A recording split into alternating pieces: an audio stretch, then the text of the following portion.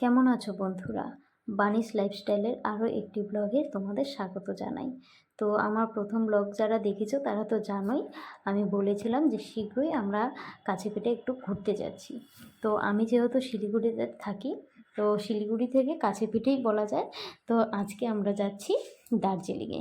তো শিলিগুড়ি থেকে দার্জিলিংয়ের দূরত্ব কিন্তু খুব বেশি একটা না, বাসে করে যেতে 3 থেকে 3.5 ঘন্টা মতো লাগে। বাইক বা শেয়ার গাড়িতে হয়তো আরও একটু কম সময় লাগবে। তো যাই হোক, আমরা গিয়েছিলাম বাসে করে। তো এখানে আমরা সবাই একসাথে শিলিগুড়ি সরকারি বাস স্ট্যান্ডে টিকিট কেটে অপেক্ষা করছিলাম বাসের জন্য। তো তারপর আমরা কিন্তু বাসে উঠে রওনা দিয়ে দিয়েছি দার্জিলিংয়ের উদ্দেশ্যে। আর তোমরাও আমার সাথে দার্জিলিংয়ে চলো, তোমাদেরকেও নিয়ে যাই সাথে করে। দেখতে থাকো আমার পুরো ব্লগটি। তো আজকের ওয়েদারটা কিন্তু অনেকটাই খারাপ ছিল। খারাপ বলতে মেঘলা মেঘলা, আর আকাশটা কিন্তু শুধু মেঘলা না, মানে একটু অন্ধকার অন্ধকারও ছিল।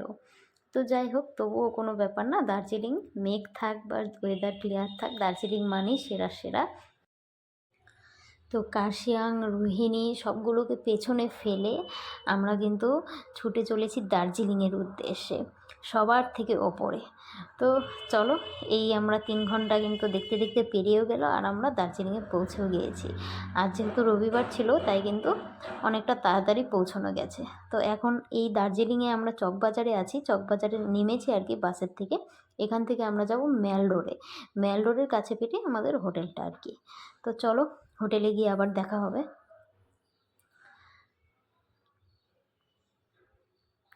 তো এখানে দেখো, আমরা হোটেলে ঢুকেও গেছি। এখানে হোটেলে ঢোকার পর এই যে আমার মেয়ের একটু ভিডিও নিচ্ছি, কারণ এত কিউট লাগছে ওকে।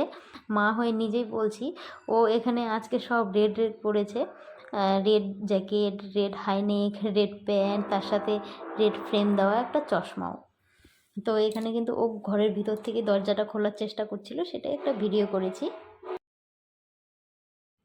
তো হোটেলে চেক ইন করার কিছুক্ষণ বাদে আমি আর মেয়ে কিন্তু একটু ছাদে চলে এসেছিলাম, কারণ এই হোটেলের রুমের থেকে কিন্তু দার্জিলিংয়ের তেমন কোনো ভিউ পাওয়া যাচ্ছিল না। তাই শুনেছিলাম যে টপ ফ্লোর থেকে নাকি একটা ভালো ভিউ আছে। তো সেটা দেখার জন্যই দুজনে ছাদে এসেছিলাম, আর সঙ্গে করে তোমাদেরকেও নিয়ে এসেছি। তো চলো দেখি কি ভিউ দেখা যায়।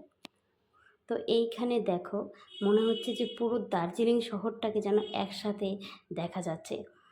তো ওয়েদার খারাপ ছিল বটে, কিন্তু আমার কিন্তু তবুও খুব ভালো লেগেছে। অনেকক্ষণ সময় আমি এখানে কাটিয়েছি, আর যতটা পেরেছি জুম করে তুলে ধরার চেষ্টা করেছি। আকাশ ভালো থাকলে না জানি আরও কত সুন্দর লাগতো এই ভিউটা দেখতে। তো যাই হোক, আমরা ফ্রেশ ট্রেশ হয়ে কিছুক্ষণ বাদে কিন্তু হোটেলেই ব্রেকফাস্টটাকে সেরে নিয়েছিলাম, যেহেতু সকালবেলা কেউ খেয়ে বের হয়নি, আর বাচ্চাগুলোরও অনেক খিদে লেগে গেছিলো। তাই ভাবলাম যে হোটেলেই ব্রেকফাস্টটা করা যাক। তো ব্রেকফাস্টে আমাদের ছিল লুচি আর মটরের সবজি। আর ব্রেকফাস্ট খেয়ে আমরা কিন্তু আবারও ফ্রেশ হয়ে বেরিয়ে গিয়েছিলাম একটু হাঁটাহাঁটি করতে। আর হাঁটাহাঁটি বলতে যে আজকে দেখো আমাদের ভাগ্যটা অনেক ভালো ছিল যে এই যে দার্জিলিংয়ে এসে দেখি এখানে ম্যাল রোডে একটা মেলা চলছে। এই মেলাটা কিন্তু বেশ অনেক দিন থেকে চলছিল, আর লাস্ট ডেট ছিল যেই দিনকে আমরা গিয়েছিলাম, মানে 24 তারিখে, সেদিনকে লাস্ট ছিল। তো আমাদের ভাগ্যটা কত ভালো, সন্ধেবেলা কিন্তু এখানে একটা মানে অনুষ্ঠানও ছিল, মানে লোকাল একটা ব্যান্ডের অনুষ্ঠান ছিল। তো যাই হোক, সেটাও তোমাদের সাথে শেয়ার করব, ভিডিওটা পুরো দেখো।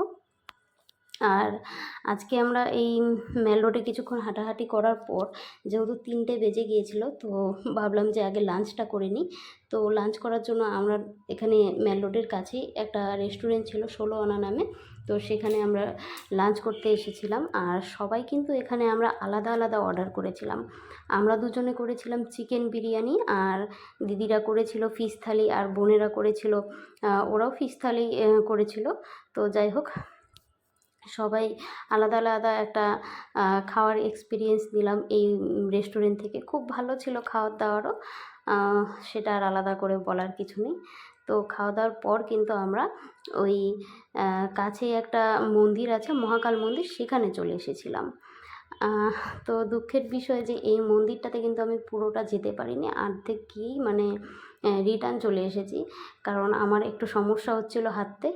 তো কি করা যাবে, পরে আমি ভিডিওতে দেখেছি কিন্তু আর সেটা শেয়ার করিনি। যাই হোক, তো ওরা মন্দিরে গিয়েছে বাকিরা, আর আমি আর আমার হাজব্যান্ড আর মেয়ে এই মেল রোডের আশেপাশে হাঁটাহাঁটি করছিলাম, মার্কেটটা ঘুরে ঘুরে দেখছিলাম।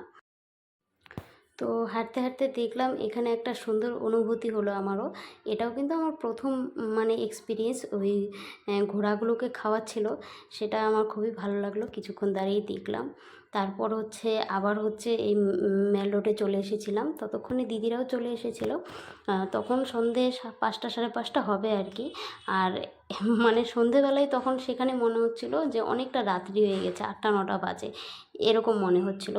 কারণ আমাদের এখানে লোকালে যেমন সন্ধে মানে সন্ধেই, সেরকম একটা রাত্রি বোঝা যায় না, কিন্তু সেখানে আবার দেখলাম যে 4টে 4:30 পর থেকে মানে মানে অনেকটা অন্ধকার, অনেকটা রাত রাত ভাব সেখানটায়।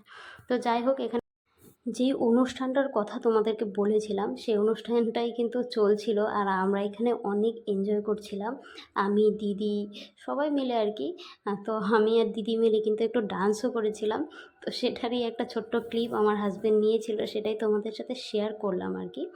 তো বেশ ভালো লাগছিল আর কি, একটা নতুন এক্সপিরিয়েন্স, নতুন জায়গা, সব মিলে মানে অসাধারণ ছিল সেই দিনটা। তো তারপর কিছুক্ষণ পর আমরা ওখানে কাটিয়ে আমরা কিন্তু হোটেলের উদ্দেশ্যে রওনা দিয়ে দিয়েছিলাম।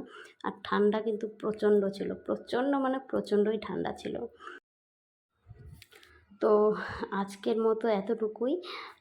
তো নেক্সট আমরা পরের দিন কোথায় কোথায় গেলাম, কখন গেলাম, সবটাই কিন্তু আবার আসবে ভিডিওতে। ততক্ষণ সঙ্গে থেকো। ধন্যবাদ সবাইকে।